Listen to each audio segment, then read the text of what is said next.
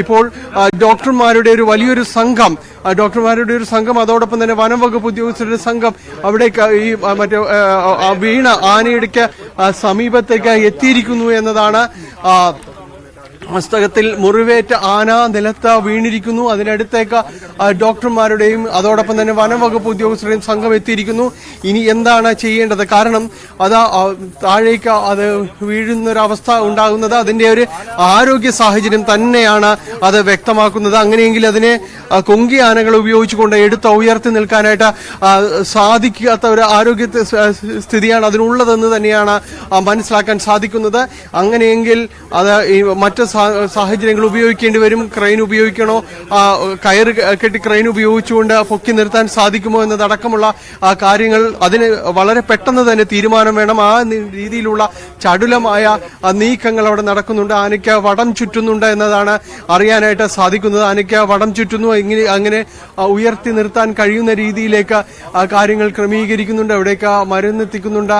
എന്തായാലും അവിടെ നമുക്ക് ദൃശ്യങ്ങൾ കാണാവുന്നത് ഡോക്ടർമാരുടെ സംഘം, വനപാലകരുടെ സംഘം ഇവരെല്ലാം വളരെ ഒരു അടിയന്തര സാഹചര്യത്തെ നേരിടുന്ന രീതിയിലേക്ക് വന്നിരിക്കുന്നു. നേരത്തെയും ഇതിന്റെ ആരോഗ്യസ്ഥിതി സംബന്ധിച്ച് വലിയ ആശങ്കകൾ നിലനിന്നിരുന്നതിനാൽ അത്തരം ചില മുന്നൊരുക്കങ്ങളെല്ലാം തന്നെ നടത്തിയിരിക്കുന്നു. ആനയ്ക്ക് വടം ചുറ്റുകയാണ്. വടം ചുറ്റി അതിനെ ഏതെങ്കിലും സാഹചര്യത്തിൽ ക്രെയിനോ മറ്റോ ഉപയോഗിച്ചുകൊണ്ട് ഉയർത്തി നിർത്താൻ കഴിയുന്ന രീതിയിലേക്കാണ് കാര്യങ്ങൾ പോകുന്നത്. ആ രീതിയിലാണ് നിലവിലത്തെ ഒരു സാഹചര്യങ്ങൾ ഉള്ളത്. ഇവിടേക്ക് വെള്ളം എത്തിക്കുന്നുണ്ട്. ആനയ്ക്ക് നൽകുന്നതിന് വേണ്ടി വെള്ളവും മറ്റും കാര്യങ്ങളും എത്തിക്കുന്നുണ്ട്. എന്തായാലും ഡോക്ടർമാർക്കും അതോടൊപ്പം തന്നെ രക്ഷാപ്രവർത്തനം നടത്തുന്നതിനും എളുപ്പമായൊരു സാഹചര്യത്തിലാണ് അങ്ങനെ ഒരു സർഫസിലാണ് ഇപ്പോൾ ഉള്ളത്.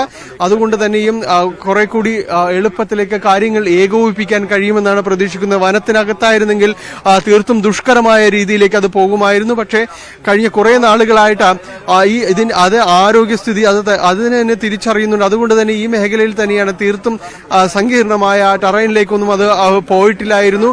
അതുകൊണ്ട് ഇവിടെ തന്നെയായിരുന്നു കഴിഞ്ഞ കുറെ ദിവസങ്ങളായിട്ട് തുടർന്നത്. ഇന്നലെ രാത്രി മാത്രമാണ് ഈ ആനയെ അവരൊരു നിരീക്ഷണത്തിൽ നിന്ന് മാറുകയും ചെയ്തത്.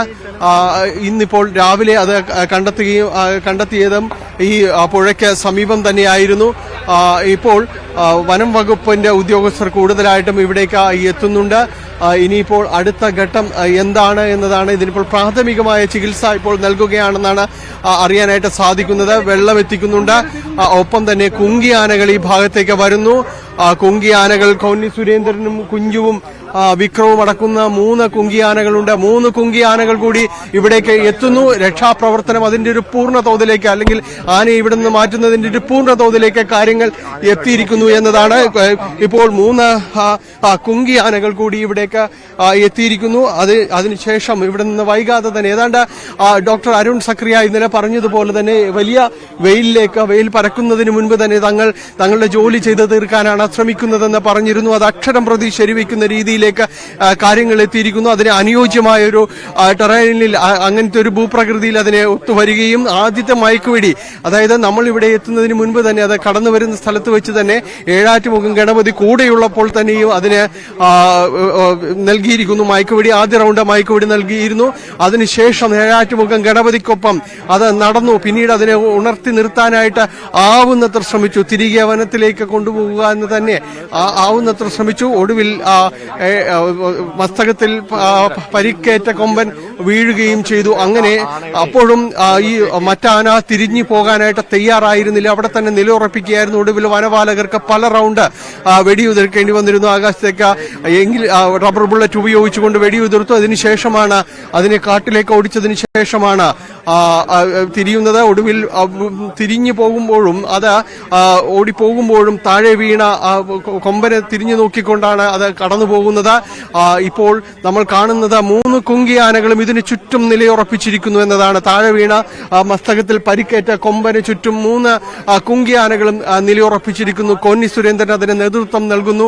ഒപ്പം കുഞ്ചുവും വിക്രവും അടങ്ങുന്ന മറ്റ് 2 അംഗങ്ങൾ. അങ്ങനെ സുസജ്ജമായ ഒരു റാപ്പിഡ് ടീമിനെ നേരത്തെ തന്നെ സജ്ജമാക്കിയിരുന്നു. അവരുടെ നേതൃത്വത്തിൽ ഡോക്ടർമാരുടെയും അതോടൊപ്പം തന്നെ വനം വകുപ്പിന്റെ നേതൃത്വത്തിലുള്ള അവരുടെ രക്ഷാപ്രവർത്തനം അടക്കമുള്ള കാര്യങ്ങൾ പുരോഗമിക്കുകയാണ്. ഇതിൽ ആനയ്ക്ക് പ്രാഥമിക ചികിത്സ നൽകുക എന്നതാണ് ഏറ്റവും പ്രധാനം. അതിനുശേഷമായിരിക്കും മറ്റു കാര്യങ്ങളിലേക്ക് കടക്കുക. അതിൽ വെള്ളവും മരുന്നും നൽകുന്നുണ്ട്. ഇതിനുശേഷം ആനയെ കുങ്കിയാനകളെ ഉപയോഗിച്ചുകൊണ്ട് ഉയർത്തി നിർത്താനാണ് ശ്രമിക്കുന്നത്. ഇതിനുശേഷമായിരിക്കും കോടനാട്ടേക്ക് കൊണ്ടുപോകുന്നത് അടക്കമുള്ള കാര്യങ്ങളിൽ തീരുമാനമുണ്ടാവുക.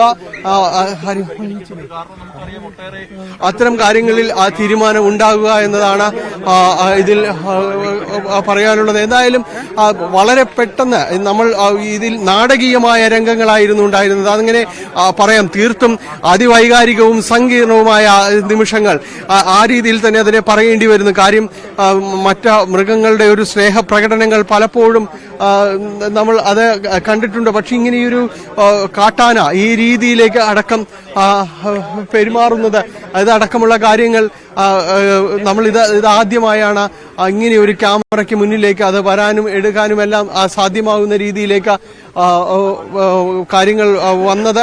എന്തായാലും അത് നമ്മൾ പൂർണ്ണമായും തന്നെ പ്രേക്ഷകരിലേക്ക് എത്തിക്കുകയും ചെയ്തു.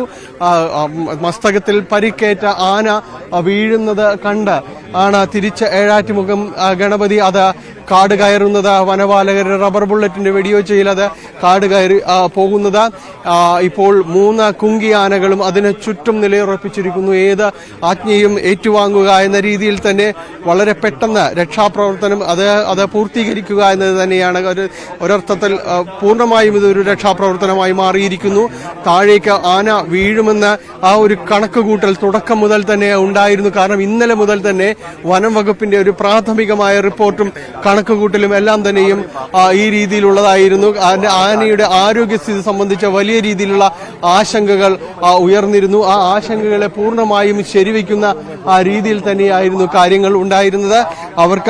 അവർ പറയുന്നത് പോലെ തന്നെ കാര്യങ്ങൾ സംഭവിച്ചു എന്നതാണ്. പൂർണ്ണമായും അവരത് പുറത്ത് പറഞ്ഞില്ല എങ്കിലും ആന ആ ഒരു മയക്കുപിടി അതിജീവിക്കാൻ കഴിയുന്ന ആരോഗ്യപരമായ കാരണങ്ങളുണ്ടോ എന്ന് ഇത് അങ്ങനെ ആശങ്കകൾ ഉണ്ടായിരുന്നു. ആ ആശങ്കകൾ പൂർണ്ണമായും അത് ശരിവെക്കുന്ന രീതിയിലേക്ക് കാര്യങ്ങൾ വന്നിരിക്കുന്നു എന്നതാണ്. ആശങ്കകൾ പൂർണ്ണമായും ശരിവെക്കുന്ന രീതിയിലേക്ക് കാര്യങ്ങൾ വന്നിരിക്കുന്നു. എല്ലാവരും ഇറങ്ങാൻ പറ. പൂർണ്ണമായും ശരിവെക്കുന്ന രീതിയിലേക്ക് കാര്യങ്ങൾ വന്നിരിക്കുന്നു എന്നതാണ്.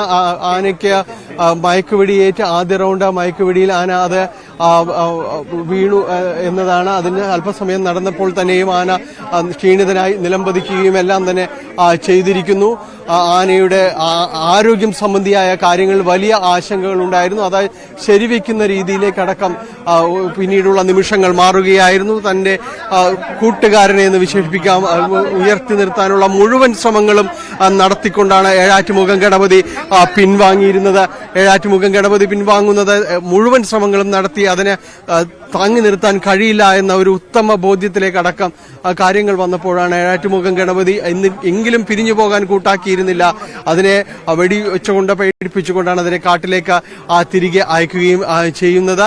എന്തായാലും ഇപ്പോൾ അതിന്റെ ഒരു രക്ഷാപ്രവർത്തനത്തിന്റെ ഒരു പൂർണ്ണതോതിലേക്ക് വന്നിരിക്കുന്നു.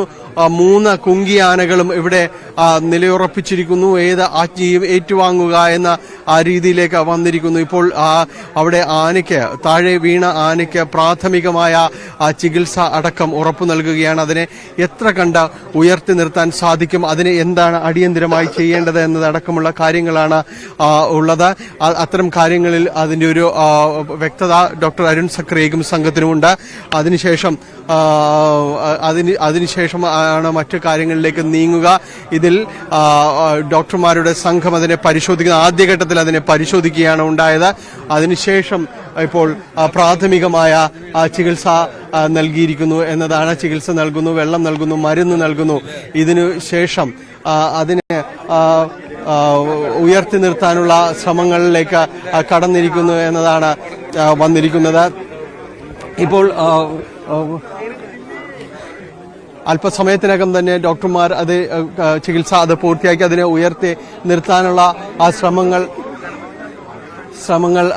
അത്തരം കാര്യങ്ങൾ നടത്തും. അതിനുശേഷം കുങ്കിയാനകളുടെ സഹായത്തോടു കൂടി അതിനെ ഉയർത്തി നിർത്തുകയും ചെയ്യും. അതിനുശേഷം ലോറിയിലേക്ക് മാറ്റി മലയാറ്റൂരിലെ അഭയാരണ്യ കേന്ദ്രത്തിലേക്ക് കൊണ്ടുപോകും. അതിനുവേണ്ടിയുള്ള പൂർണ്ണമായ ഒരുക്കങ്ങൾ ഇതെല്ലാം തന്നെ പൂർത്തിയായിരിക്കുന്നു എന്നതാണ്. ഇപ്പോഴും ചികിത്സ തുടരുന്നു. നമുക്ക് ദൃശ്യങ്ങളിൽ കാണാൻ കഴിയും 3 കുങ്കിയാനകൾ അതിന് സമീപം നിലയുറപ്പിച്ചിരിക്കുന്നു.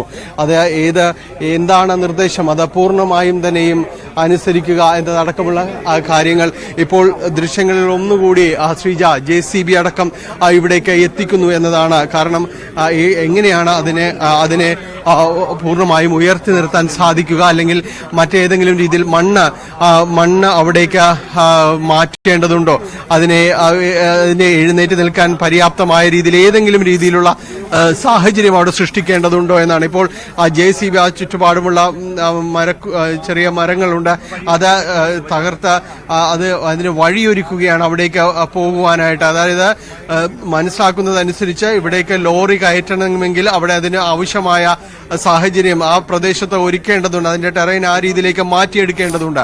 അപ്പോൾ അതിനുവേണ്ടി വഴിയൊരുക്കിയിരിക്കുന്നു എന്നതാണ്. വഴിയൊരുക്കുക എല്ലാം വളരെ പെട്ടെന്ന്, കാരണം ഇതെല്ലാം കഴിഞ്ഞ ദിവസങ്ങളിൽ മോക്ക് ഡ്രിൽ അടക്കമുള്ള കാര്യങ്ങൾ നടത്തിയിരുന്നു. കാരണം ഏത് അടിയന്തര സാഹചര്യവും നേരിടാൻ കഴിയുന്ന രീതിയിലേക്ക് കാര്യങ്ങൾ ഏകോപിപ്പിക്കണമെന്ന നിർദ്ദേശമുണ്ടായിരുന്നു. അപ്പോൾ അതിനുവേണ്ടിയുള്ള പൂർണ്ണമായ ക്രമീകരണങ്ങളെല്ലാം തന്നെ ഒരുക്കിയിരുന്നു. ഒരു വിളിപ്പാടകലെ എല്ലാവിധ സംവിധാനങ്ങളും ഒരുക്കിയിരുന്നു എന്നതാണ് അതിൽ പറയുന്നത്. അത് സാധ്യമായിരിക്കുന്നു. ഈ ഒരു അലർട്ട് കോളിൽ തന്നെ എല്ലാം ഏകോപിപ്പിച്ചിരിക്കുന്നു എന്നതാണ്. പൂർണ്ണമായും DFOയുടെയും ഡോക്ടർ അരുൺ സക്രിയയുടെയും നേതൃത്വത്തിലുള്ള സംഘം അത് പൂർണ്ണമായും തന്നെ അതിന്റെ ഏകോപനം നിർവഹിച്ചിരിക്കുന്നു. ആർക്കും ഒന്നും പറയാനില്ലാത്ത വിധം കാര്യങ്ങൾ ഏകോപിപ്പിച്ചിരിക്കുന്നു. അപ്രതീക്ഷിതമായിരുന്നു ഏഴാറ്റുമുഖം ഗണപതിയുടെ ഒരു എൻട്രി എന്ന് നമുക്ക് പറയാം. ആ സാഹചര്യവും അവർ മറികടന്നു.